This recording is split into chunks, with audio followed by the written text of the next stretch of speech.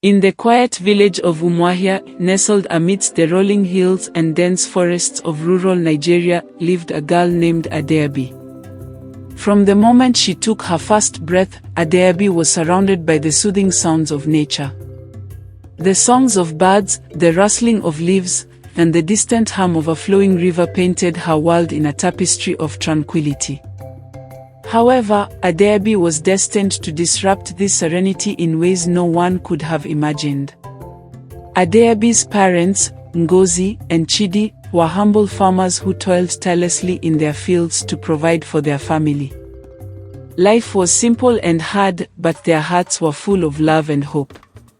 When Adaobi was born, their joy knew no bounds. She was a beautiful child, with large, expressive eyes and a smile that could light up the darkest room. For the first 3 years of her life, Adaobi was a quiet and observant child. She played with the other children in the village, listened intently to her mother's stories, and watched her father work in the fields with a fascination that seemed beyond her years. But everything changed on the eve of her 3rd birthday. It started innocuously enough, with Adaobi beginning to speak her first words. Her parents were thrilled, as every new parent is when their child begins to communicate. But soon, they realized that Adaobi's chattering was unlike that of any other child. She spoke with an intensity and frequency that left them bewildered. Adaobi never stopped talking. From the moment she woke up until she finally fell asleep, her mouth was in constant motion, spilling words like a river that had burst its banks. Unbeknownst to her parents, Adaobi's incessant talking was not merely a childhood phase but a curse placed upon her by the mermaid queen of the nearby river. The river was said to be enchanted, its waters the domain of Mummy Water, the mermaid queen, who was both revered and feared by the villagers. Years before Adaobi was born, her mother, Ngozi, had unknowingly trespassed upon the sacred waters of Mummy Water while searching for herbs. In a moment of desperate thirst, she drank from the river, breaking a sacred taboo. The mermaid queen, angered by this transgression, had cursed Ngozi's firstborn to never know peace, to be forever burdened with unending speech. As Adaobi grew older, her constant talking became a source of great distress for her parents. They sought help from the village elders, who performed various rituals and sacrifices, but nothing could silence Adaobi's relentless chatter. Desperate, they turned to traditional healers and even traveled to neighboring villages in search of a cure, but all efforts were in vain. Life for Ngozi and Chidi became increasingly difficult as Adaobi's talking continued unabated. The villagers, though sympathetic, began to distance themselves from the family, wary of the strange curse that seemed to have no end. Adaobi, oblivious to the cause of her parents' distress, continued to talk about everything and nothing, her words flowing like an endless stream. At school, Adaobi's teachers struggled to manage her. While she was undoubtedly intelligent and curious, her constant talking disrupted lessons and made it difficult for other children to concentrate. Despite this, Adaobi was well liked by her peers, who admired her vivid imagination and storytelling abilities. She could spin tales that left her classmates enthralled, even if it meant getting into trouble with the teachers. Back at home, Ngozi and Chidi were at their wits' end. Chidi, a man of few words, found it particularly challenging to cope with his daughter's incessant chatter. His days in the fields, once a refuge of quiet labor, were now filled with the constant background noise of Adaobi's voice as she followed him around, talking about everything under the sun. Ngozi, though more patient, was equally burdened.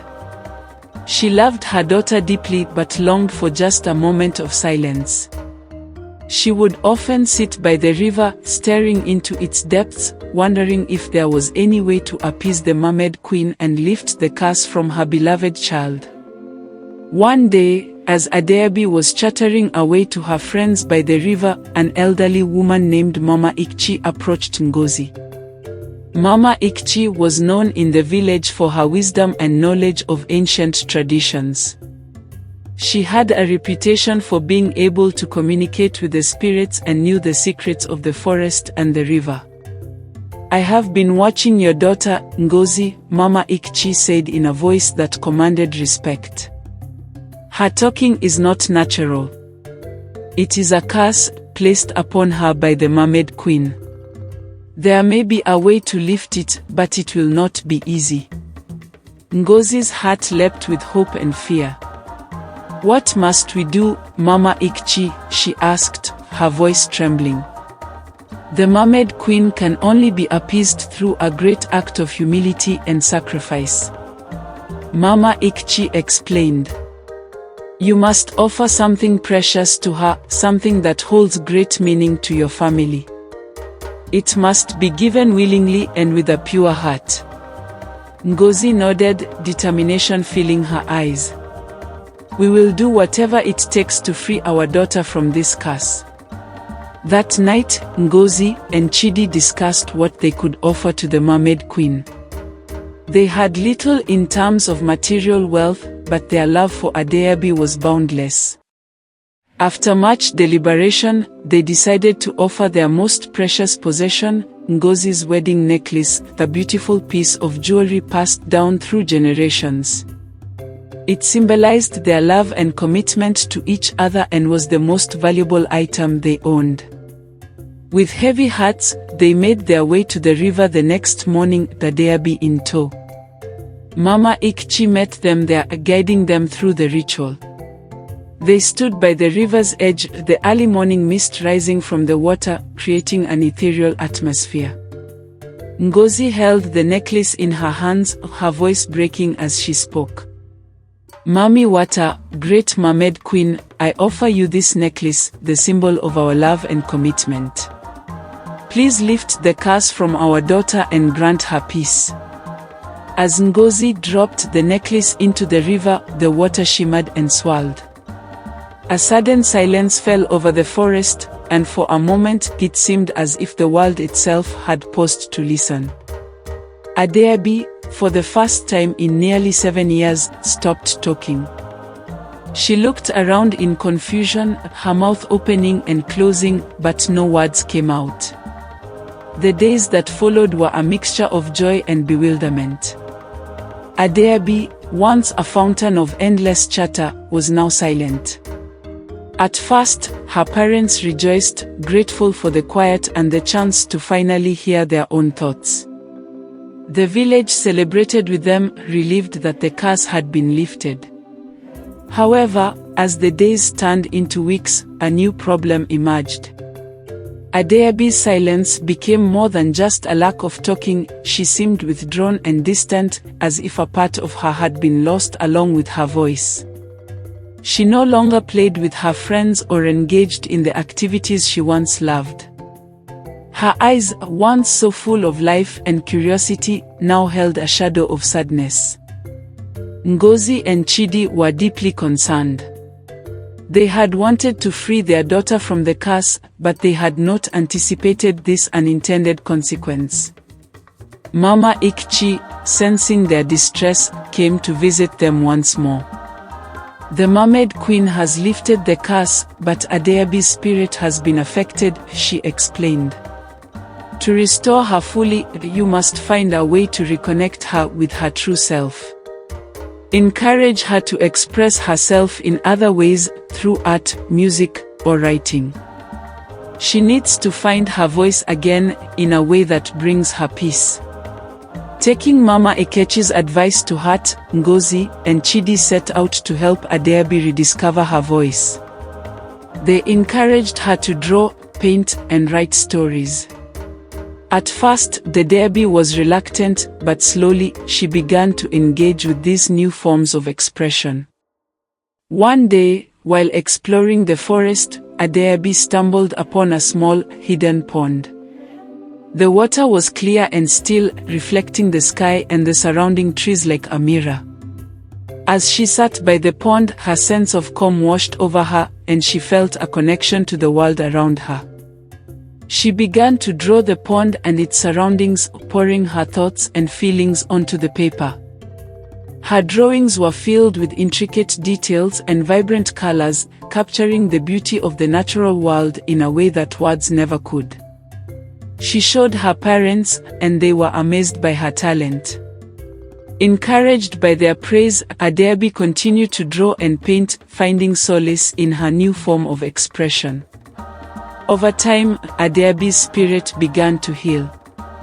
She smiled more often, her eyes regained their sparkle, and she became more engaged with her family and friends. Though she still spoke less than before, her art became her voice, allowing her to communicate her thoughts and emotions in a way that brought her peace. Adaobi's art became renowned in the village. Her drawings and paintings were celebrated for their beauty and depth, and people came from neighboring villages to see her work. She even began to teach other children how to draw, sharing her newfound passion with them. Her parents, once burdened by her constant chatter, now felt immense pride in their daughter's achievements. Adaobi's journey from the relentless chatterbox to a gifted artist had brought the family closer together and had woven them into the fabric of the village's cultural life. One evening, as the sun dipped below the horizon, painting the sky in hues of orange and pink, Adaobi sat with her parents by the river. The same river that had once been the source of so much turmoil now brought them a sense of peace and closure. Adaobi held a sketchpad on her lap, capturing the serene beauty of the scene before her. Ngozi looked at her daughter, her heart swelling with pride. "You have found a way to express yourself that touches the hearts of many, Adaobi. We are so proud of you." Adaobi smiled, her eyes sparkling with joy. "Thank you, Mama. I never thought my drawings would mean so much to others. It's like I can speak to them without saying a word." Chidi, who had always been a man of few words, nodded in agreement. "Your art has brought us all together. It has shown us the beauty in silence and the power of expression."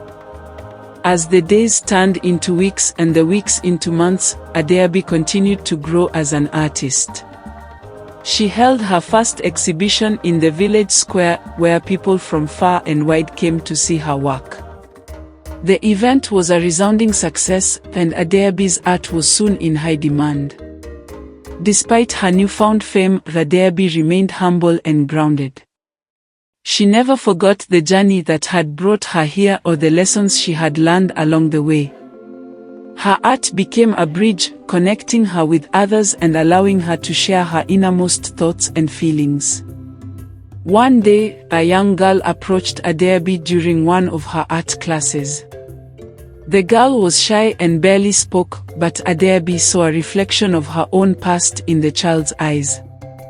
With patience and kindness, Adaobi helped the girl discover her own talent for drawing, encouraging her to express herself through art.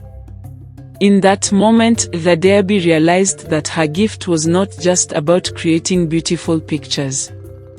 It was about inspiring others to find their own voice and to embrace the power of expression, no matter what form it took. As Adaobi looked out over the village, she felt a deep sense of gratitude. The endless chatter that had once been her curse had led her to a path of self-discovery and fulfillment. Through her art, she had found a way to communicate that transcended words and touched the hearts of all who saw it. And so, the story of Adaobi, the girl who never stopped talking, became a legend in Umuahia. Her journey taught the villagers about resilience, creativity, and the transformative power of finding one's true voice. The endless chatter of Adaobi had given way to a profound silence, one that spoke volumes and resonated with everyone who heard it.